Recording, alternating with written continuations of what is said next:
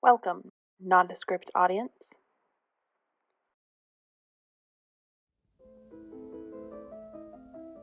The sole purpose of this blog is to act as a record of my reading activity and my thoughts of the content I consume. I don't expect anyone to read the following posts, and I'm more than okay with that.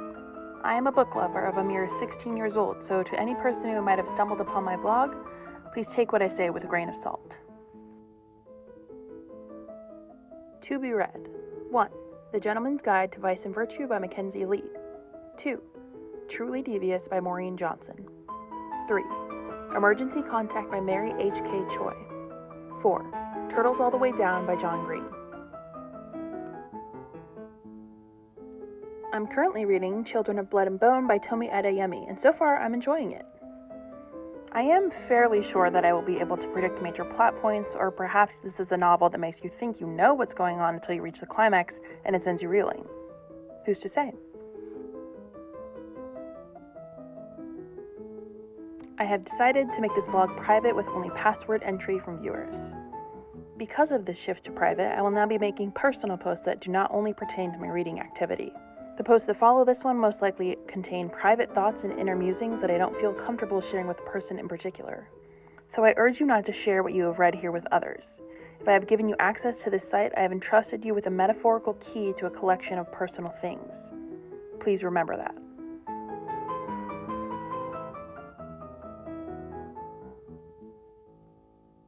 I have come to the conclusion that I will never share the password to this blog due to the feelings I'm about to pour into this post. I feel incredibly lonely. Not in the sense that I feel I have no friends, but I'm slightly ashamed to admit that I feel romantically lonely. I've always dreamed of having a love with someone that is all-consuming to the point where you're overwhelmed with a sense of belonging and adoration for the person that you know is going to be yours for the rest of your life. No one has this experience at my age, and I haven't expected it to happen yet. But what breaks my heart is the fact that I haven't even been given the chance at that.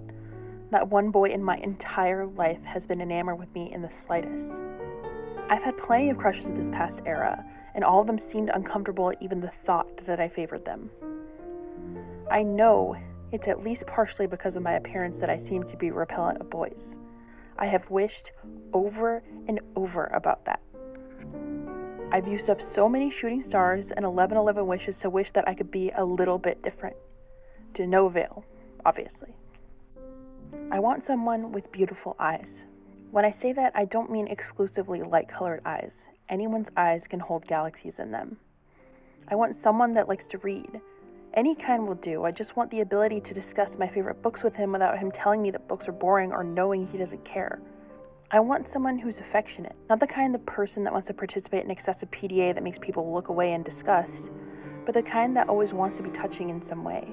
An arm around my waist, intertwining our fingers, things like that. I want someone who's sophisticated and put together, but not uptight in the slightest. He would be proper in how he carries himself, but also likes his own dorky stuff that's different for everyone. He would want to go out to the dance clubs with me and be able to let go. He would be free. There are certain quiet, romantic moments in books and films that I find myself imagining over and over again. They're simple, but they always seem to hold the most love. I think it's the absence of romantic love rather than platonic love that has made me gloomy in a tortured writer sense for the past couple weeks. The thing is, I never imagined myself with any boy I personally know in situations like the one I wrote above. To be completely honest, it's always Tom Hiddleston, which is incredibly embarrassing on many levels. So much has happened since the last time I wrote a blog post. I no longer have a crush on the senior boy. That's pretty new, but I'm pretty sure of that statement. It ended very abruptly when I became reacquainted with the guy from math last year. I don't know what it was, but it's like I clicked with him in a way I've never clicked with any boys I've had a crush on. Like we can actually hold a conversation and he makes me laugh a lot. I think that I could like him a lot. I don't really know what he thinks of me, so we'll see how that goes. In other news, I went to the 5 Seconds of Summer concert. It was obviously life-changing. I like the way he says my name. I like his laugh. I like how he's taller than me. I like it when he teases me. I even like the ugly pictures he takes of me. I like it when I can see him looking at me in the corner of my eye. I like the way he leans in when he talks to me. I like his voice. I like his impressions. I like it when we say nothing and just look at each other and laugh. I like that he only talks to people who he thinks will stick around. I like how he makes me feel. I think I could love him someday.